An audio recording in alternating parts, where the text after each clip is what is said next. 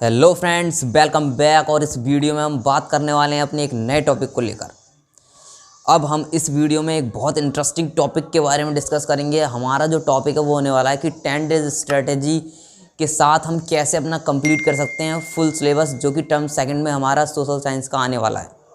तो देखिए, इसके लिए मैं एक बहुत बेहतरीन सी स्ट्रेटेजी आपको बताने वाला हूँ, कैसे आप 10 डेज़ में इसको कंप्लीट कर सकते हैं।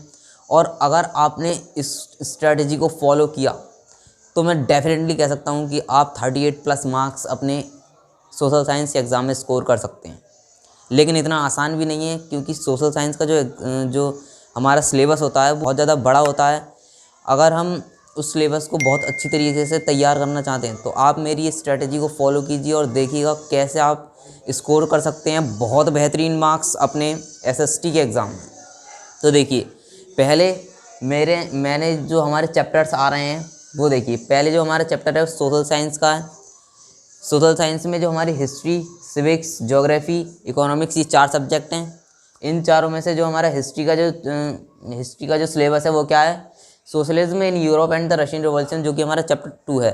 चैप्टर 2 एंड चैप्टर 3 हमारे हिस्ट्री से आ रहे हैं। चैप्टर 2 एंड चैप्टर 3 के लिए आपको कितने कितने दिन देने हैं? देखिए, 4 डेज़। हमारे जो हिस्ट्री में जो चैप्टर आ रहे हैं वो 2 एंड 3 चैप्टर्स आ रहे हैं।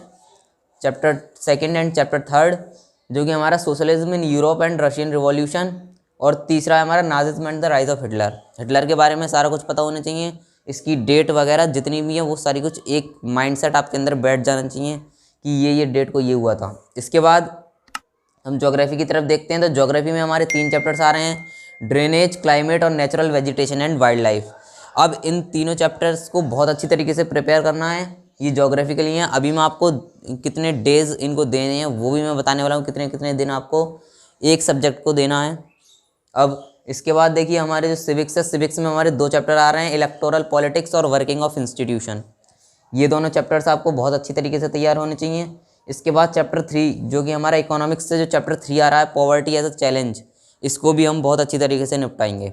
तो देखिए, पहले जो हमारा हिस्ट्री का जो चैप्टर है, हिस्ट्री के जो 2 चैप्टर्स हैं, इन 2 चैप्टर्स के लिए हमें 4 दिन देने हैं टोटली। मतलब 2 दिन हमें एक चैप्टर के लिए, 2 दिन हमें एक चैप्टर के लिए, 2 दिन इसके लिए, 2 दिन इसके लिए, ठीक है। अब इसके बाद ज्योग्राफी की बात करें तो ज्योग्राफी के लिए हमें कितने दिन देने हैं? 3 दिन देने हैं टोटली इन तीनों चैप्टर्स के लिए। 3 दिन देने हैं टोटली इन तीनों चैप्टर्स के लिए। एक दिन एक चैप्टर का, एक दिन एक चैप्टर का, एक दिन एक चैप्टर का।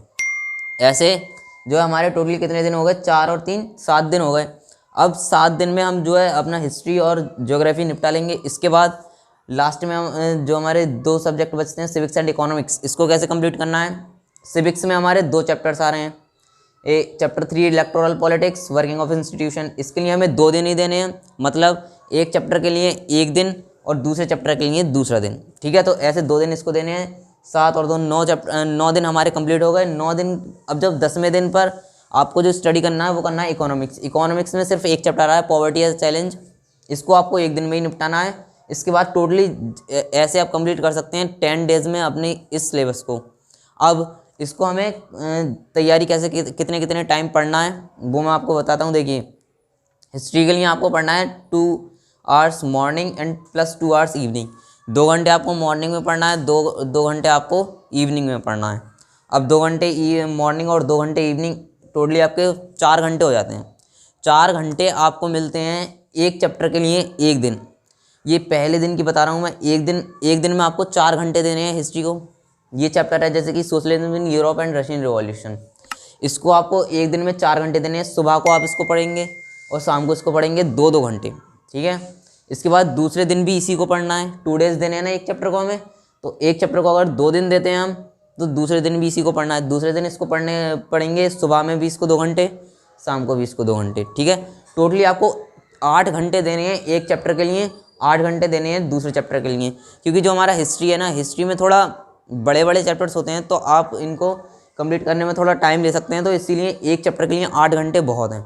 8 घंटे में आप अपना चैप्टर जो है बढ़िया तरीके से निपटा सकते हैं, हिस्ट्री का भी। अब इसके बाद आपको 4 घंटे मिलते हैं, ठीक है, हर एक चैप्टर के लिए एक दिन।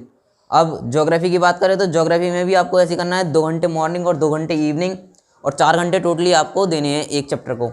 जैसे कि ड्रेनेज है हमारा, ड्रेनेज को आपको 2 घंटे सुबह में पढ़ना है, 2 घंटे शाम को पढ़ना है। 4 घंटे हो गया, अब 4 घंटे में ये चैप्टर निपट जाएगा आपका। ड्रेनेज इतना बड़ा चैप्टर नहीं है, इसको आप 4 घंटे में आराम से निपटा सकते हैं। इसी तरह से क्लाइमेट और natural vegetation and wild life, ये दोनों चैप्टर्स भी आपको निपटाने हैं। इसके बाद अब हम बात करते हैं सिविक्स की। तो सिविक्स में आपको बिल्कुल सेम यही क्राइटेरिया है, 2 hours morning and 2 hours evening. 2 घंटे मॉर्निंग में पढ़ो, 2 घंटे शाम को पढ़ो और एक चैप्टर फिनिश। इलेक्टोरल पॉलिटिक्स के लिए आपको 4 घंटे देने हैं, वर्किंग ऑफ इंस्टीट्यूशन के लिए भी आपको 4 घंटे देने हैं, ठीक है।